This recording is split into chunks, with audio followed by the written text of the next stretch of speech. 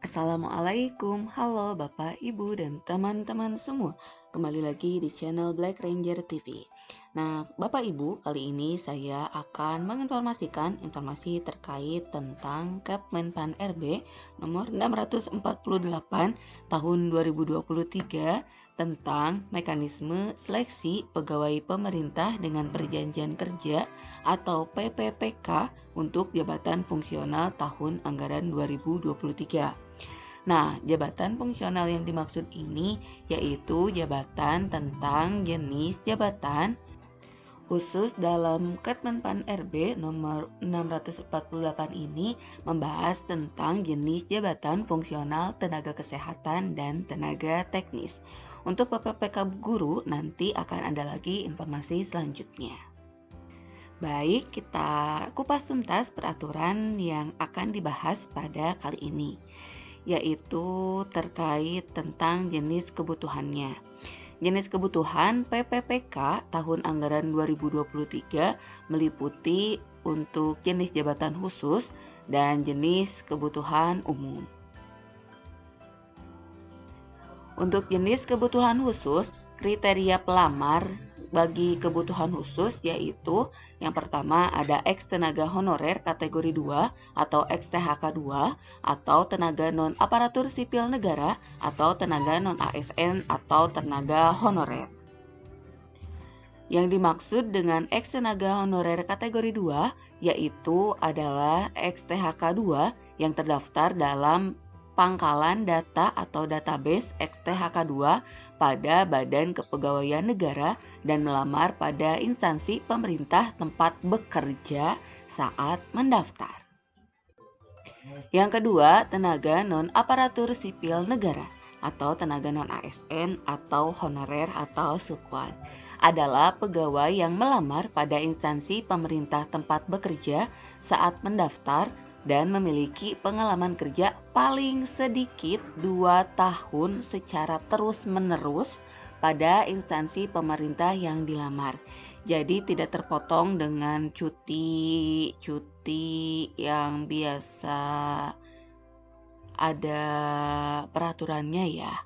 Jadi yang terus-menerus selama 2 tahun berturut-turut itu ada atau bekerja pada instansi tersebut.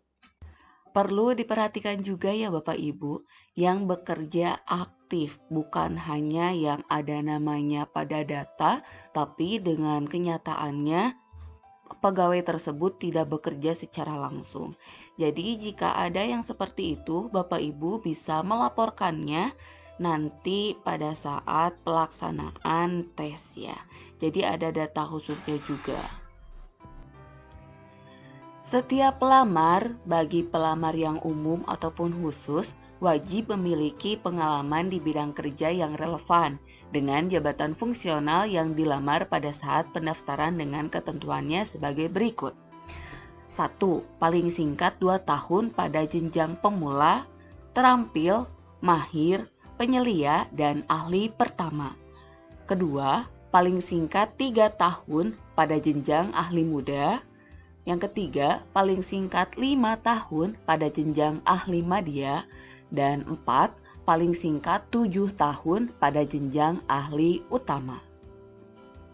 Setiap pelamar pada jabatan fungsional dosen wajib memiliki pengalaman sebagai tenaga pengajar di perguruan tinggi dengan ketentuan sebagai berikut. Paling singkat 2 tahun pada jenjang asisten ahli. Paling singkat 3 tahun untuk kualifikasi pendidikan S3 pada jenjang lektor. Paling singkat 5 tahun untuk kualifikasi pendidikan S2 pada jenjang lektor. Dan paling singkat 5 tahun pada jenjang lektor kepala. Pengalaman sebagaimana yang dimaksud pada pembahasan sebelumnya dibuktikan dengan surat keterangan bekerja yang ditandatangani oleh pimpinan unit kerja.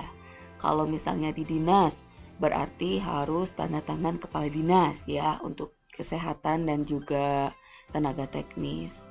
Jadi diusahakan surat keterangan bekerjanya itu ditandatangani oleh pimpinan unit kerja. Jadi pimpinan dinas Bapak Ibu tempat Bapak Ibu bekerja. Tahun-tahun sebelumnya banyak yang gagal administrasi karena surat keterangan bekerja.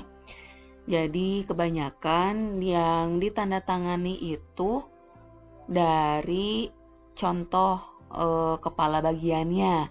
Nah, jangan ya Bapak Ibu, jadi harus dari kepala dinasnya langsung. Jangan dari kepala seksi atau kepala bagiannya seperti itu. Setiap pelamar pada jabatan fungsional dosen wajib memiliki pengalaman sebagai tenaga pengajar di perguruan tinggi dengan ketentuannya sebagai berikut. Pengalaman sebagaimana yang dimaksud dibuktikan dengan surat keterangan bekerja yang ditandatangani oleh pimpinan unit kerja. Nah, untuk dosen berarti harus ditandatanganinya oleh setingkat direktur ya, atau rektor kalau bisa itu. Jadi langsung dari pimpinan tertingginya.